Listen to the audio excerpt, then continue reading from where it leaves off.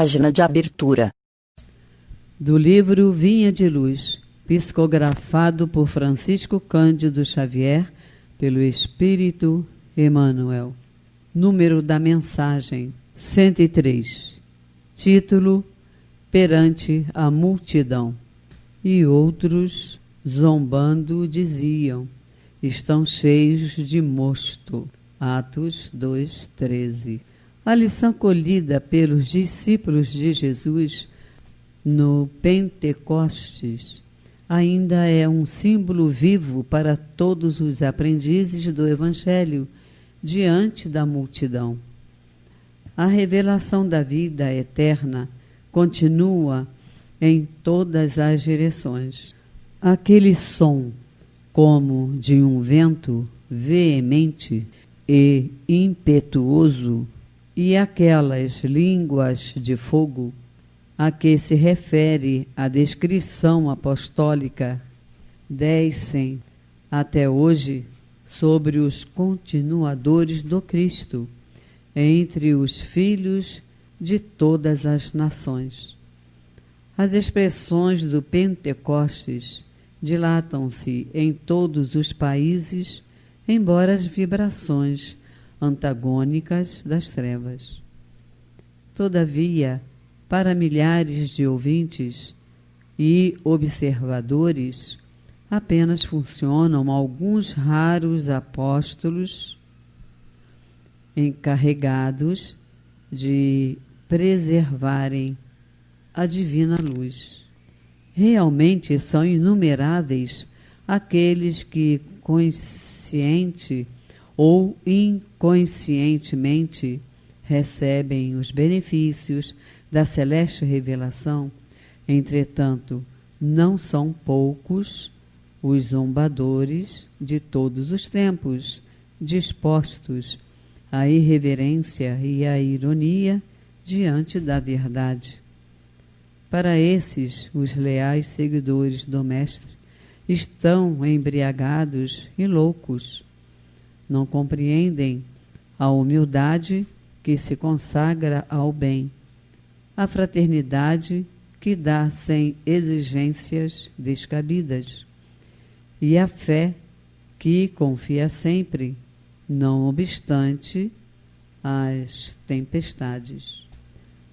É indispensável não estranhar o assédio desses pobres inconscientes, se te dispões efetivamente a servir ao Senhor da vida. Cercar-te-ão o trabalho acusando-te de bêbado. Criticar-te-ão as atitudes chamando-te covarde. Escutar-te-ão as palavras de amor, conservando a ironia na boca. Para eles, a tua abnegação será envilecimento. A tua renúncia significará incapacidade. A tua fé será interpretada à conta de loucura. Não hesites, porém, no espírito de serviço. Permaneces como os primeiros apóstolos nas grandes praças, onde se acotovelavam homens e mulheres, ignorantes e sábios, velhos e crianças. Aperfeiçoa tuas qualidades de recepção onde estiveres, porque o Senhor te chamou para intérprete de sua voz, ainda que os maus zombem de ti. Emmanuel. E agora, a palestra. Olá, meus amigos. Meu nome é Verônica e estamos aqui mais uma vez para darmos continuidade ao estudo da doutrina dos espíritos, ainda de forma virtual, por conta da pandemia do coronavírus. Hoje vamos estudar o Livro dos Médiuns e os nossos temas estão no capítulo 5 da segunda parte do Livro dos Médiuns. Esse capítulo se intitula Das Manifestações Físicas Espontâneas. E vamos estudar dos itens 82 até o item 86. Nesse capítulo, Kardec vem nos mostrar que os efeitos, os fenômenos físicos, eles também poderiam ocorrer de forma espontânea, independente da vontade do médium e muitas vezes contra a vontade do médium.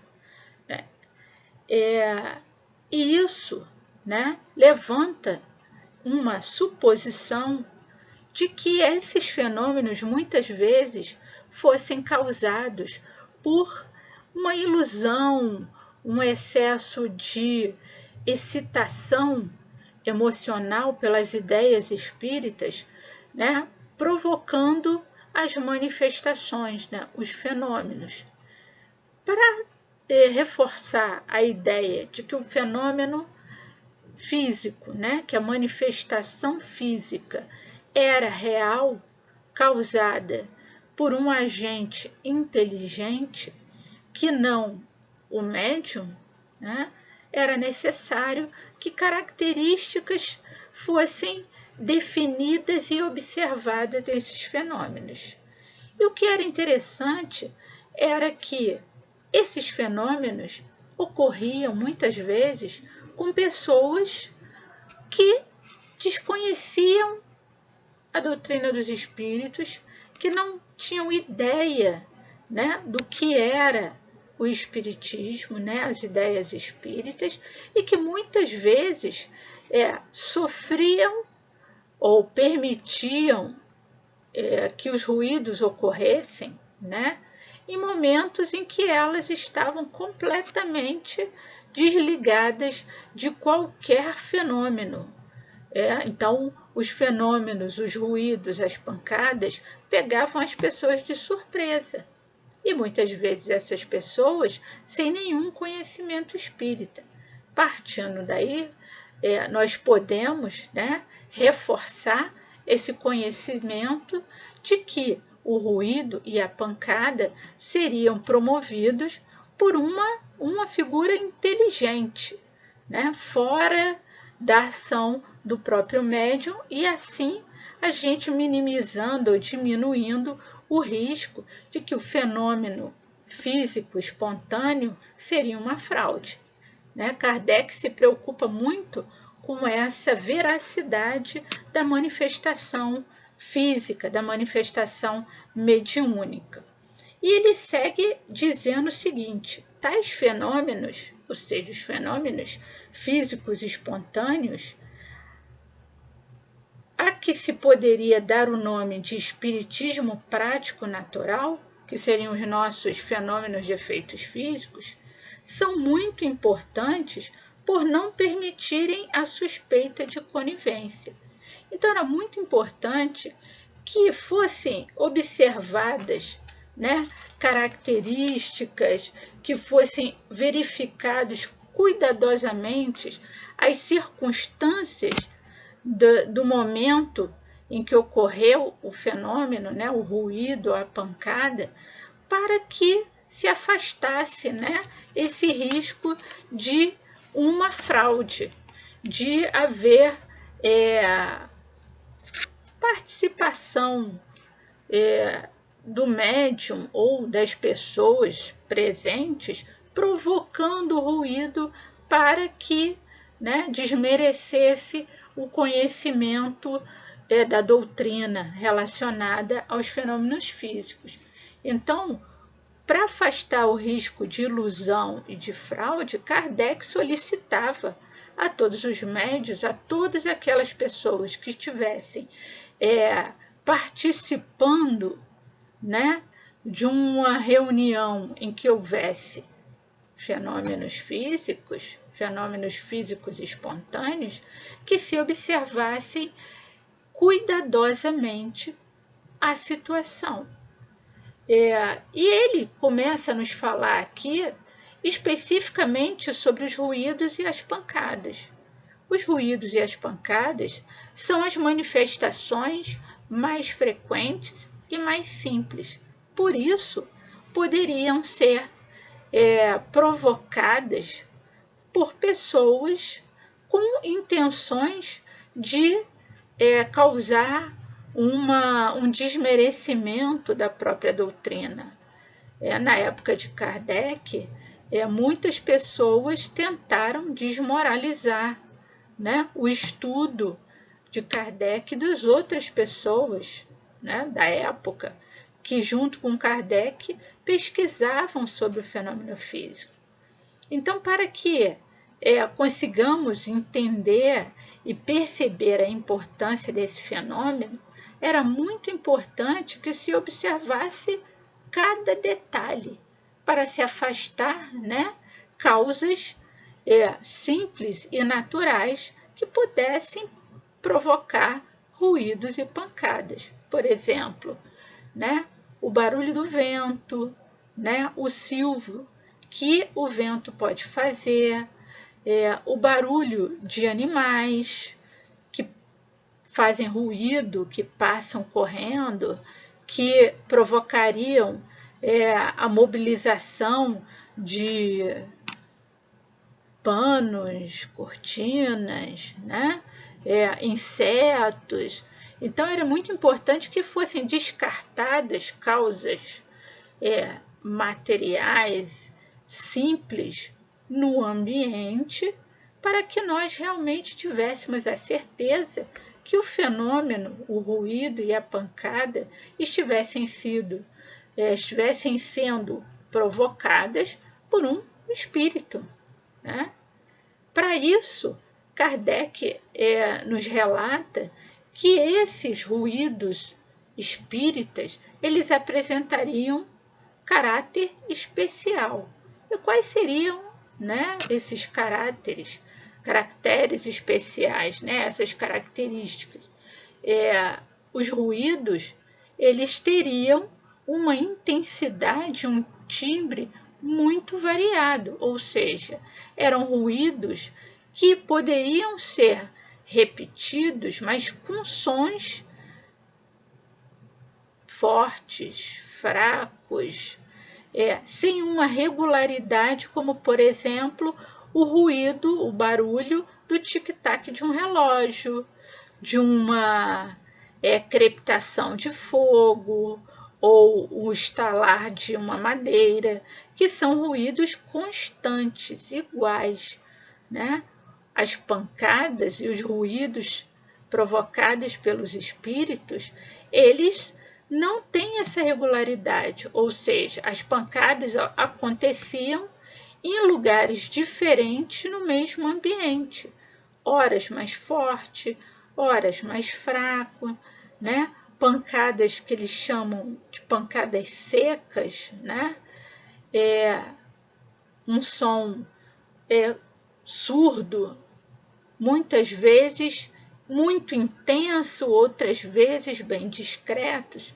Então, essa irregularidade do som dentro da própria sala, né, dentro do próprio local em que estava acontecendo, faria com que nós tivéssemos a certeza que aquela característica não era de nada conhecido até o momento, né? E aquela pessoa ou médium que estivesse no local em que o fenômeno estivesse acontecendo, poderia, como ele diz aqui, fazer em pensamento um questionamento ao espírito, para que nós pudéssemos perceber a ação inteligente do espírito. Ou seja, enquanto as pancadas estivessem acontecendo, em pensamento, o médium ou a pessoa que estivesse estudando o fenômeno poderia fazer um questionamento a esse espírito. Por exemplo, se você é um espírito que já esteve na Terra encarnado e agora se encontra na vida dos espíritos, bata 3 vezes. E aí o espírito responderia com uma pancada repetida 3 vezes. Isso seria uma forma inteligente, né, de perceber e confirmar a realidade do ruído provocado pelos espíritos. Isso seria uma forma de confirmar essa realidade, né, do fenômeno inteligente, com uma causa inteligente. Mas, não obrigatoriamente, como ele diz aqui, o ruído o espírito poderia não querer responder. E isso também não descartaria a presença de um espírito ali. Mas seria uma forma melhor, talvez mais rápida, de a gente confirmar a existência de um espírito provocando o ruído, provocando a pancada, né? E Kardec continua aqui agora, já no item 84, pedindo para que nós admitíssemos, né, com certeza, a presença de um espírito batedor, causador do ruído, né, da pancada. Confirmamos que ele realmente está ali. Isso seria motivo para termos medo, receio do espírito? E Kardec nos responde que não, de certo que não. Por quê? Porque nós sabemos que o espírito desencarnado somos nós amanhã. Todos nós somos espíritos. A única diferença é que uns estão na carne e outros estão na erraticidade. Mas não há motivo de termos medo. O medo vem daquela ideia de criação que muito tempo ocorreu, né? Da imaginação relacionada à figura do demônio, do diabo ou do bicho-papão para as crianças, para que a gente controlasse, né, o outro através do medo. Mas nós sabemos que não há necessidade de termos medo dos espíritos, porque é uma continuidade da vida. Eles continuam a ser o que eles sempre foram, não se transformam quando vão para o mundo espiritual. Então, essas manifestações, muitas vezes, elas geram medo porque elas são repetidas e muitas vezes desagradáveis, né? Elas ficam mantidas repetidas vezes e isso gera um desconforto em quem mora numa determinada casa em que eu tenho sempre o mesmo ruído. Mas isso não é para a gente criar histórias de medo, de perseguição, muito pelo contrário. E no item 85, Kardec continua nos dizendo que essas manifestações físicas, e aí ele traz um conhecimento que já foi levantado no capítulo anterior, de que as manifestações físicas, elas têm como objetivo chamar a nossa atenção. Então, o espírito, ele faz o ruído, ele promove a pancada, né? E aí muitos outros sons, né? Para que nós tenhamos atenção, prestemos atenção em alguma coisa. Eles querem transmitir algum recado, eles querem chamar nossa atenção. E convencer, né, o homem em si de que existe algo além.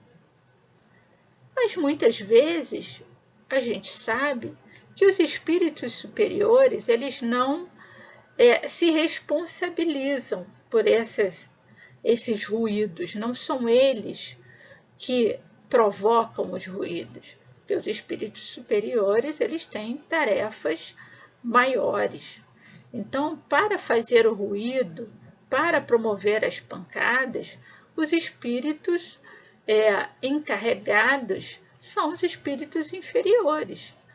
Eles são utilizados para provocar esse ruído. E Kardec usa uma imagem aqui que faz com que nós possamos entender melhor, né, por que os espíritos superiores deixam a cargo dos inferiores esse trabalho. É como nós, deixando a figura que eles usam aqui, os nossos funcionários que em nossas casas cuidam da arrumação da casa enquanto a gente faz outra atividade, né? A limpeza da casa, a passagem de roupas, né? A comida, a cozinheira, enfim. São pessoas, são espíritos que têm determinadas tarefas, que são tarefas repetidas, importantes, mas que nos auxiliam.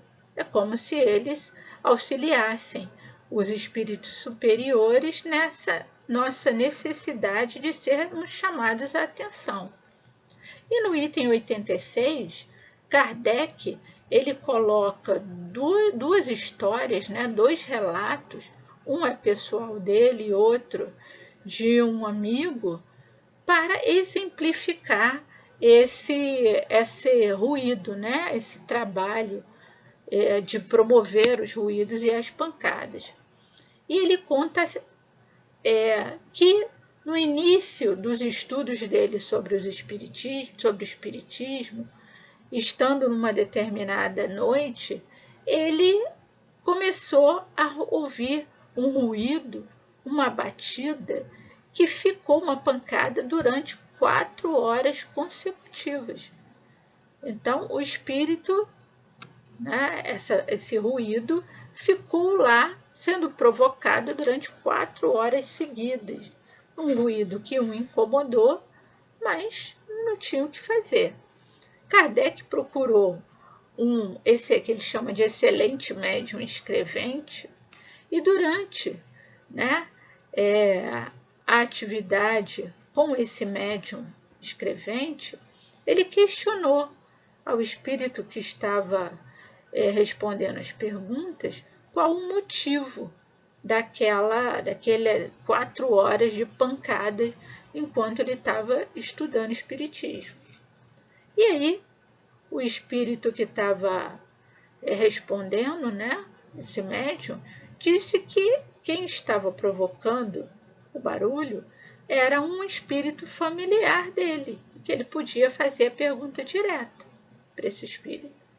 E aí o espírito esclareceu que ele era um amigo que estava ao lado dele, ia ficar ao lado dele durante muito tempo, deu orientações a Kardec sobre o trabalho, corrigiu alguns pontos, né, relacionados a esse trabalho de descrever os fenômenos, né, de relatar a doutrina em si. Então, em vários pontos ele esclareceu, né, e deu outras orientações a Kardec.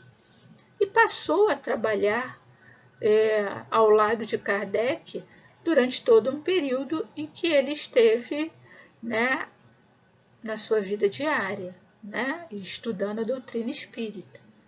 E após essa comunicação, não houve mais outros episódios de pancadas. Então, o espírito usou as pancadas para chamar a atenção dele, para orientá-lo durante a codificação da doutrina, chamar a atenção para determinadas atitudes, determinados questionamentos. E um outro exemplo que ele dá é de um amigo que também passou por uma situação semelhante, né, de estar em casa e ter, enquanto estava no quarto, ouvido ruídos diversos que acabaram incomodando muito essa pessoa, né, esse amigo de Kardec. E quando ele teve a oportunidade de estar numa reunião e questionar o pai que estava desencarnado, o pai, através de um médium escrevente, deu algumas orientações a esse amigo para que ele fizesse, né, esse amigo de Kardec, tomasse determinadas posturas, e depois do que ele fez, né, do que ele conseguiu fazer o que foi orientado, o ruído não mais aconteceu. Então, para lembrar que ruídos e pancadas são fenômenos espontâneos que podem ocorrer independente da vontade do médium e até contra a vontade do médium.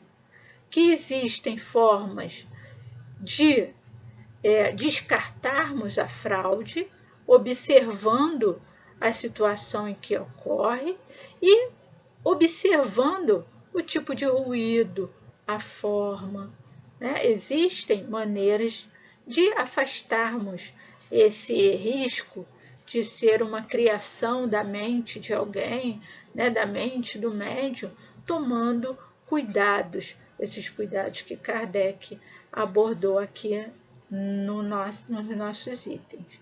Né? Então, o nosso estudo de hoje encerra aqui nessa questão 86 com esses relatos, e que possamos em casa ler, prestar atenção em cada detalhe, para que novamente possamos estar aqui dando continuidade ao estudo da doutrina dos espíritos. Que Jesus permaneça conosco. Assim seja.